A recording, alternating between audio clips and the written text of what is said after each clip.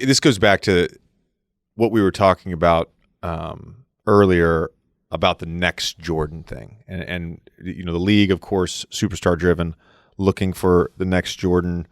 Obviously, Kobe was one of those guys that sort of carried that mantle a little bit, and you're one of the only people to have ever guarded Michael Jordan, Kobe Bryant, and LeBron James.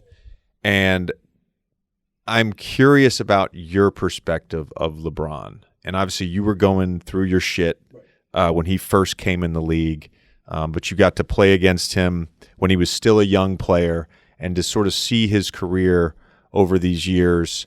And I always say, like, if Jordan set the standard, I'm not comparing the two, but if Jordan set the standard, LeBron has at least reached it. And I'm curious about your perspective in watching him, having played against Jordan, played against Kobe. Yeah, I mean, first of all, it's all subjective. I think, in my opinion, Jordan's the GOAT. But I hate the conversation because in order to justify it, we put down the other. And so it's like LeBron's incredible. Like what he has done, the pressure from a very young age, how he's lived up to the expectations, and what he's had to endure that I don't think Michael Jordan had to endure.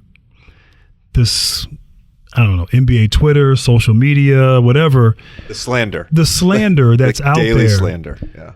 You didn't see or feel that or hear that back in the day. I guess there was talk radio, but even that was somewhat filtered with a host most times. You might read something in the paper, but there was a gauntlet of people who would vet something before it went to press.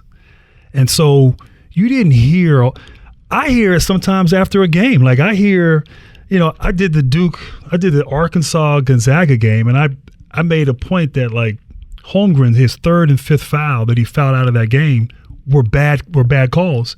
I got the whole state of Arkansas after me. You're bitter because we beat you in 94. Like they're coming from my head.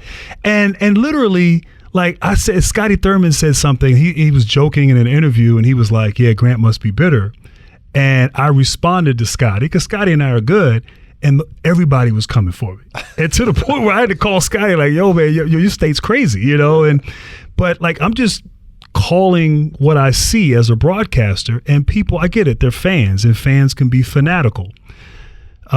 Jordan didn't have to experience, like LeBron had that added burden of that, like just hearing it from everywhere, and how he's been able to tune that out and go out and play and be a pass first guy who could very well be the all-time leading scorer, which is incredible.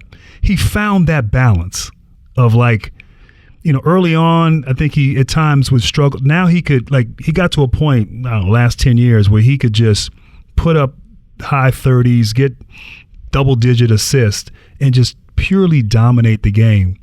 And so those old heads who love like Jordan, I don't think we fully appreciate like what LeBron has done in this environment that he's in, and how he's done things off the court.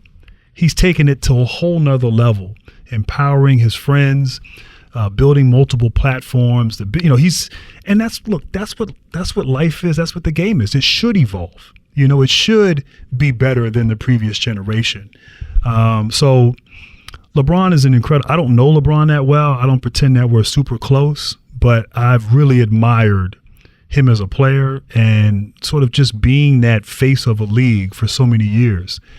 But no player has ever endured, in my opinion, not JJ Redick at Duke, not Christian Laettner, but have endured as much vitriol and just abuse and slander that LeBron James has endured. Yeah.